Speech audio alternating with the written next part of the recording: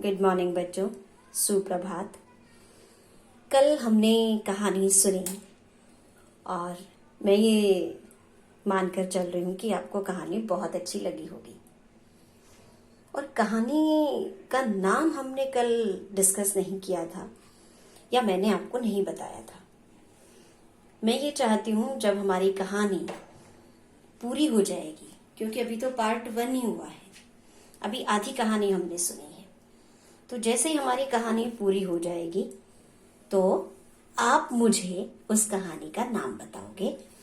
मैं आपको नाम नहीं बताऊंगी। मैं ये चाहती हूँ आप एकदम से कहानी को सुनकर मुझे बता सको, आप इतनी समझ बना सको कि आप जो है कहानी का नाम स्पष्ट रूप से बता सको।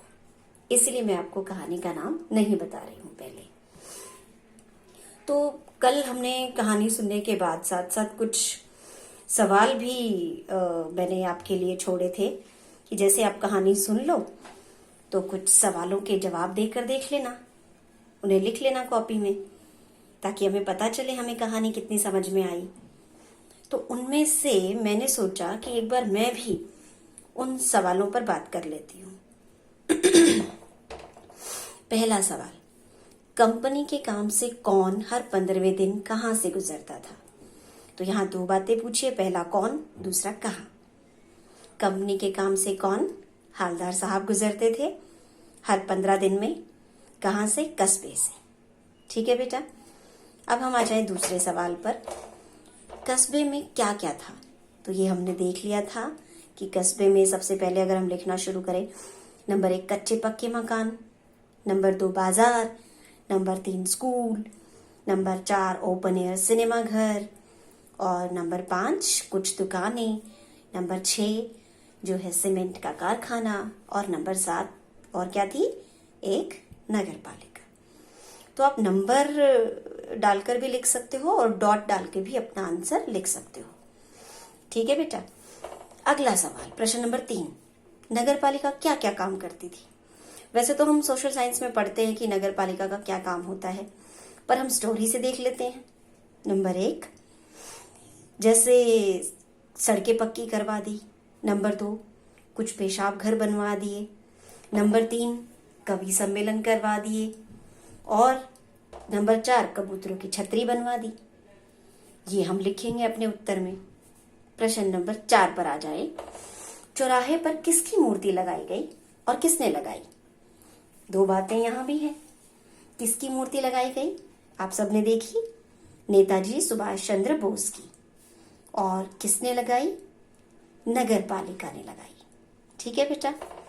अब हम आ जाएं प्रश्न नंबर 5 पर। मूर्ति कैसी थी और किसने बनाई? मूर्ति बनी हुई थी संगमरमर से। देखो, अगर स्पेलिंग हमें ना आए समझ में तो हम ऐसे लिखेंगे, संग मर मर। तो मूर्ति कैसी थी? संगमरमर की। और किसने बनाई थी? स्कूल के मास्टर जी हैं जिनका नाम है मोतीलाल, मोतीलाल। जिनको भी स्पेलिंग में कुछ डाउट है वो यहाँ से अपनी स्पेलिंग ठीक कर लेंगे। ठीक है बेटा। तो मूर्ति कैसी थी? संगमरमर की। और किसने बनाई थी? मास्टर जी मोतीलाल ने। ठीक है बेटा। अगला सवाल, प्रश्न नंबर 6, टोपी की नोक से लेकर कोट के दूसरे बटन तक की मूर्ति को क्या कहते हैं? क्योंकि इतनी ही मूर्ति बनाई थी संगमरमर से, तो हम कहते हैं उसे बस्ट। ब आधा स और ट, बस्ट। आप अपनी स्पेलिंग साथ साथ ठीक कर लोगे बेटा, ताकि हम इन्हें जो है गलत ना लिखें और पेपर में भी गलत ना करें। हाँ जी। तो टोपी की नोक से लेकर कोट के दूसरे बटन तक की मूर्ति को हम कहते हैं बस्ट। ठीक है। अगला सवाल, नेताजी सुभाष चंद्र ने कौन कौन से नारे दिए? ये हमने कहानी में पढ़े कौन कौन से। अगर एक दिया होता तो मैं कहती कौन सा नारा दिया। कौन कौन से मतलब ज्यादा दिए होंगे, एक से ज्यादा। पहला है दिल्ली चलो, दूसरा है तुम मुझे खून दो मैं तुम्हें आजादी दूंगा, आपको अगर किन्हीं आंसर्स पे डाउट होता है अपने, या अपनी याद सोचते हो कि भाई मैं भूल गई हूं, तो बेटा कहानी को बार बार सुना करो। इससे आपको बातें ज्यादा क्लियर हो जाएंगी। ठीक है, तो 2 नारे हैं, दिल्ली चलो, तुम मुझे खून दो और मैं तुम्हें आजादी दूंगा। ये 2 नारे नंबर 1 नंबर 2 करके आप लिख सकते हो। अब हम आ जाएं प्रश्न नंबर 8 पे। मूर्ति की मुख्य बात क्या थी? अब आप बता सकते हो मूर्ति की मुख्य बात क्या थी। कि मूर्ति जो है संगमरमर की थी और उसके ऊपर जो चश्मा था वो बदलता रहता था और वो ओरिजिनल चश्मा था। ये मुख्य बात थी। ठीक है, अगला सवाल, प्रश्न नंबर 9। मूर्ति पर चश्मा कौन और क्यों लगाता था? तो आप बता सकते हो, यहां भी 2 बातें पूछी गई है, कौन और क्यों। सबसे पहले प्रश्न नंबर 9 पर कौन में आ जाए कि कौन मूर्ति पर चश्मा लगाता था। तो आप कह सकते हो मूर्ति पर चश्मा कैप्टन लगाता था। बेटा कैप्टन ऐसे लिखोगे, आधा प और ट और न, कैप्टन। ठीक है, मूर्ति पर चश्मा कैप्टन लगाता था। और क्यों? क्योंकि उन्हें नेताजी की मूर्ति बिना चश्मे के अच्छी नहीं लगती थी और वो नेताजी सुभाष चंद्र बोस का बहुत सम्मान करते थे। क्योंकि नेताजी सुभाष चंद्र बोस जो है वो बहुत बड़े देशभक्त थे और उन्होंने हमारे देश को आजाद कराने में अपना योगदान दिया है। अब हम आ जाएं प्रश्न नंबर 10 पर। मूर्ति क्या बदलती थी? तो आप क्या कहोगे? मूर्ति चश्मा बदलती थी। अगर चश्मे की स्पेलिंग कुछ गलत हो जाए तो आप उसे ऐसे ठीक कर लोगे। ठीक है, अब प्रश्न नंबर 11। पान वाले के बारे में 2 बातें बताइए।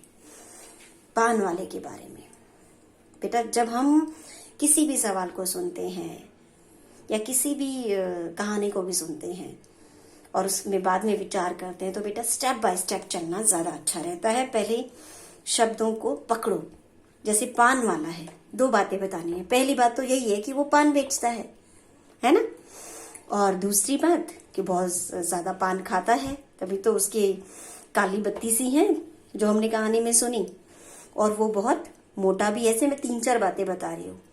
बहुत मोटा है और वो देशभक्तों का सम्मान नहीं करता है, क्योंकि वो दिखाया गया कि कैप्टन को कितनी बेरुखी से उसका अपमान करते हुए, व्यंग करते हुए बात करता है उसके बारे में हवलदार साहब से, है ना। तो हम ये बता सकते हैं। बहुत सारी बातें मैंने बता दी, आप 2, 3, 4 जितना मन करे आप लिख सकते हो। ठीक है, अब हम आ जाए प्रश्न नंबर 12 पर। मूर्ति पर चश्मा बदलना किस बात का प्रतीक है? चश्मा बदलना किस बात का प्रतीक है? तो हम कहेंगे मूर्ति पर चश्मा बदलना जो है वो देशभक्ति का और हमारे जो देशभक्त रहे हैं उनके प्रति सम्मान का, उनके प्रति कैप्टन के सम्मान का प्रतीक है। ठीक है, अगला सवाल प्रश्न नंबर 13। चश्मे बदलकर कहाँ जाते थे? तो ये तो हमने देखा कि चश्मा जो है कौन बदलता था? कैप्टन। और कैप्टन जो है वो फेरी लगाता है और चश्मे बेचता है फेरी लगाकर। ठीक है बेटा, तो वो क्या करता था कि चश्मे जब नेताजी की मूर्ति से उतारते क्षमा मांगते हुए, और वो वहां से उतार के ग्राहक को अगर चाहिए तो वो बेच देता था। तो ये हमारा आंसर है, चश्मे बदलकर जो है ग्राहक को कैप्टन बेच देता था, क्योंकि वो फेरी लगाकर चश्मे बेचने का काम करता है या उससे अपनी आजीविका कमाता है। ठीक है, प्रश्न नंबर 14। कैप्टन कौन था?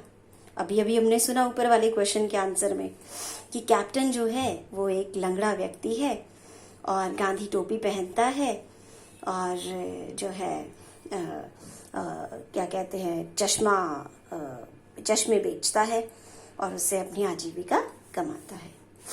ठीक है बेटा, प्रश्न नंबर 15। मूर्ति के बदलते चश्मों को देखकर हवलदार साहब को कैसा लगता था? तो उन्हें कैसा लगता था हवलदार साहब को? मूर्ति के चश्मों को बदलते हुए देखकर हवलदार साहब अपने मन में संतुष्टि, शांति, संतोष फील करते थे, क्योंकि उन्हें लगता था कि कम से कम हमारे देश में हमारे देश में लोगों में देशभक्ति की भावना है। ठीक है बेटा, तो मूर्ति के बदलते चश्मों को देखकर हालदार साहब को अपने मन में संतुष्टि होती थी कि हमारे देश के नागरिकों में अभी भी देशभक्ति की भावना या हमारे देशभक्तों के प्रति सम्मान की भावना बची हुई है या है। हालांकि कल हमने 15 ही प्रश्न करे थे, पर मैं ये चाहती हूँ कुछ 2-3 सवाल मैं और ऐड कर देती हूँ जो आप अपनी कॉपियों में नोट डाउन कर लेंगे और इन्हें समझ भी लेंगे। प्रश्न नंबर 16, सेना से संबंधित ना होते हुए भी चश्मे वाले को लोग कैप्टन क्यों कहते थे? तो आप समझ गए होंगे कि सेना से संबंधित नहीं थे कैप्टन, जो चश्मे वाले थे, फिर भी लोग उन्हें कैप्टन कहते हैं। क्यों? क्योंकि सबसे पहले तो वो जो है गांधी टोपी पहनते हैं और जो है क्या कहते हैं, उनका जो है मन में देशभक्ति की भावना है, सम्मान है हमारे देश को आज़ाद कराने में जिन लोगों का, जिन देशभक्तों का योगदान रहा है, उनके प्रति उनका सम्मान है। ठीक है, तो गांधी टोपी पहनते हैं, बहुत कुछ उनके पास चीज़ें अवेलेबल नहीं हैं, एक फेरी वाला ही है, फिर भी जो है वो अपनी देशभक्ति की भावना को प्रकट करते हैं चश्मों को बदलकर, और इसीलिए लोग उनको उनकी देशभक्ति की वजह से जो है कैप्टन कहते हैं।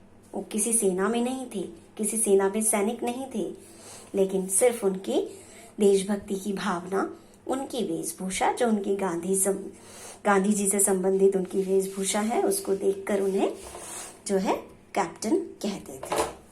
नेक्स्ट सवाल है प्रश्न नंबर 17, वह लंगड़ा क्या जाएगा फौज में? पागल है पागल, ये हमने सुना था ना कहानी में। कैप्टन के प्रति पान वाले की इन बातों पर या इस टिप्पणी पर आप अपनी क्या प्रतिक्रिया देते हैं? प्रतिक्रिया मीन्स आप क्या सोचते हैं? ठीक है, तो आप क्या सोचते हो कि ये मैं अपनी प्रतिक्रिया दे रही हूं, आप इसमें समझ के अपनी भी बातें ऐड कर लोगे। कैप्टन के प्रति पान वाले की इन बातों पर जो है हमारी ये प्रतिक्रिया है कि जो पान वाले हैं वो कैप्टन का सम्मान नहीं कर रहे हैं, उनका मजाक उड़ा रहे हैं, उन पर व्यंग कस रहे हैं कि वह लंगड़ा क्या जाएगा फौज में, है ना। तो ये व्यंग कसा जा रहा है और उनका सम्मान नहीं हो रहा है, इसीलिए जो है पान वाले की जो सोच है वो सही प्रतीत नहीं होती है, क्योंकि ज़रूरी नहीं है कि कोई सेना में हो या कोई शारीरिक रूप से ठीक हो या अमीर या गरीब हो, इस चीज़ से कोई फर्क नहीं पड़ता है, क्योंकि देशभक्ति की भावना तो मन से होती है। और जो है ये पान वाले जो सोच रहे हैं इनके बारे में, कैप्टन के बारे में, वे लंगड़ा क्या जाएगा फौज में, ये पूरी तरह से गलत है और ये हमें किसी भी तरह की अच्छी सीख नहीं देता है। तो ये है, ठीक है बेटा, मैंने समझाया है, आप अपने शब्दों में उत्तरों को लिख लोगे। प्रश्न नंबर 18 और लास्ट, जो आज का हमारा इसमें लास्ट सवाल है। जब तक हालदार साहब ने कैप्टन को देखा नहीं था, तब तक उनके मन में उसका कौन सा चित्र रहा होगा? तो क्या आप बता सकते हो? जब तक हम किसी को वैसे नहीं देखते तो हम काफ़ी सारा इमेजिनेशन कर लेते हैं कि ऐसा होगा, ऐसा होगा, ऐसा होगा।